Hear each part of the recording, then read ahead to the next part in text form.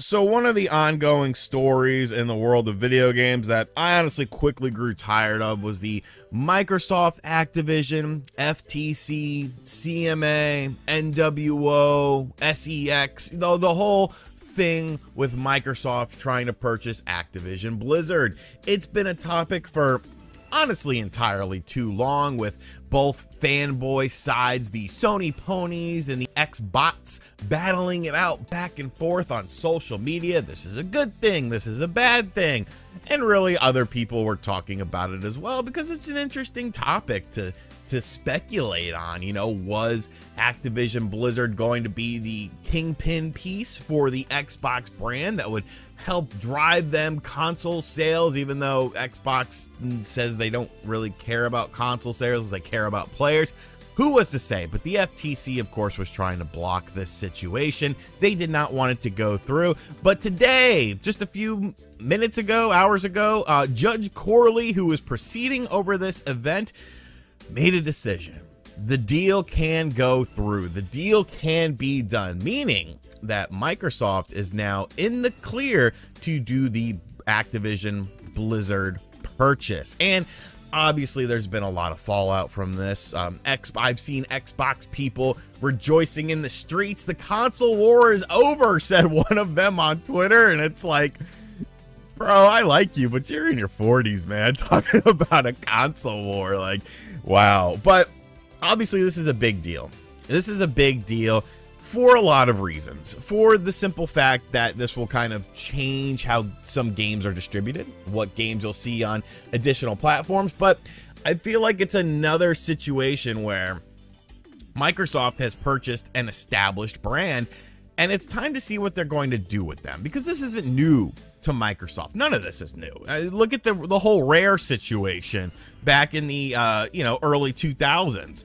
They purchased Rare at arguably their peak, when they were making, well, maybe not their peak, because you know what, I will say their peak, because they were making bangers in the late 90s, and in the early 2000s they came along and purchased them, and then they really didn't do a whole hell of a lot with them. So you could purchase IPs, you could purchase talent, but unless the management knows what to do with that IP, what to do with that talent, how to cultivate that into something that, you know, is a good thing for the company and good thing for consumers, it's really, you know, it really doesn't matter at the end of the day. Now, obviously, Activision Blizzard is a much larger company than Rare was, even at their peak. So there's a lot more sort of stuff that goes along with it. Of course, you have the Call of Duty franchise, arguably one of the biggest franchises of all time, a huge cash cow, and something that Microsoft themselves have said, you know, we're not taking this off of PlayStation anytime soon. We're not, you know, if anything, they're trying to expand upon it. They're trying to bring it to like the Nintendo Switch and stuff like that. And I feel like that's kind of a mantra for how this purchase is going to go down. Obviously, there's going to be exclusive titles. There's going to be stuff that Activision Blizzard does that is exclusive to the Xbox brand. But I feel like this could actually have a ripple effect for other console owners in a potentially positive way.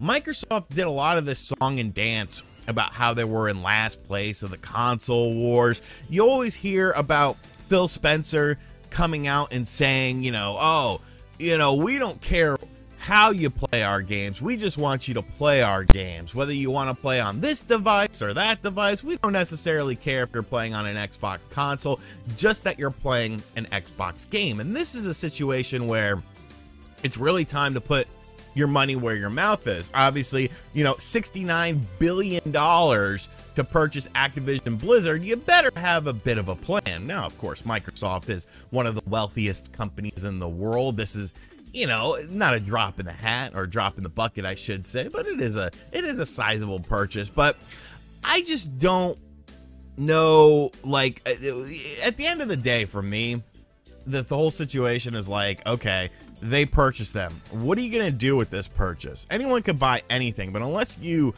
utilize what you've purchased at its maximum potential, and, you know, it doesn't really matter. You know, obviously having Call of Duty as a potential first-party IP, being able to make money off of Call of Duty now, which is a multi-platform game. That's a huge win for the revenue of the gaming division. Doesn't really necessarily help your console sales or anything like that. Obviously, there'll probably be some exclusive related things, but I'm curious to see this more so 5 years in the future, because we're sort of banking this whole purchase on the fact that the video game medium is going to remain the same. You know, that there's going to be consoles, that there's going to be, you know, purchases that you make at a store and stuff like that. And I think in 5 to 10 years, the video game landscape is going to be completely different.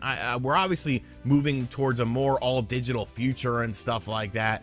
And I just don't know how this will play out in terms of, does Microsoft actually keep things as third-party stuff? Do they actually keep it to where most of the games that come out are not exclusive titles? Because with Bethesda, obviously, you know, that hasn't been the case. I don't think that was necessarily the case when they purchased Bethesda, because, you know, they wanted stuff like Starfield. They wanted stuff like The Elder Scrolls 6. I feel like that was a big deal.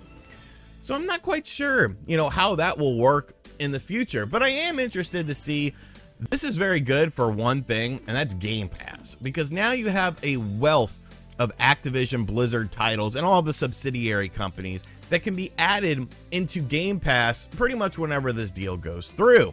So that's really going to beef up the Game Pass library. You know, they're obviously raising the price a little bit on it because of things like Starfield are coming out and all of that sort of stuff, but I feel like this will give it some additional value, like, for sure. You know, visiting some of these old Call of Duty titles, all of the more obscure Activision titles, Blizzard, of course, you have the Diablo franchise, potentially StarCraft, maybe. I don't know. I don't know if they'll bring back StarCraft, but you definitely open up the realm of possibility with more classic titles to be added to Xbox Game Pass. At the end of the day, how does RGT feel about this? Do I feel it's monopolistic? Do I feel like this is the end of the video game industry? Honestly, I was one of the people that was just kind of like, I don't think it's quite as big of a deal as a lot of people are making it out to be. Like, I get it. You know, it does on the surface level look like Microsoft, they sort of failed their consumer base in terms of, you know, making new IPs and stuff like that, so they bought up competition. Okay, let's say that that is the case. At least they're trying to do something about it. You know, I own an Xbox. I own a PlayStation 5. I own a Nintendo Switch. I will purchase the games that I want to purchase on the platform that I want to purchase. And if a game is exclusive to a certain platform, then I'll just buy that platform, or I'll buy that game on that platform. So to me, it doesn't affect me all that much. I'm not a fanboy warrior out in the streets with my green do-rag on trying to promote the Xbox brand against the blue Sony ponies.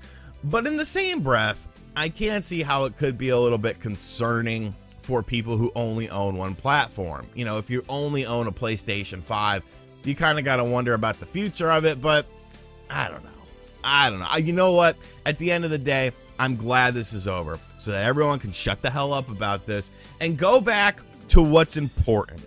Go back to video games themselves and talking about, you know, actual video games instead of a bunch of armchair legal experts who don't know their head from their ass and their fingers from their Cheetos, and they bite their finger off. Those are my thoughts on this whole Activision, Blizzard, Microsoft deal. The deal can now go through. Woohoo. Okay. Has nothing to do with me. Let me know what you think of it in the comment section down below, though. Do you believe that this is a monopolistic thing and that Microsoft and Xbox is ruining the video game world? And as always, guys, thank you for checking out this video. If you are new to the channel, be sure to hit that subscribe button, like, comment, and share. Hit the bell as well. And as always, I'll catch you guys on the next video. Later.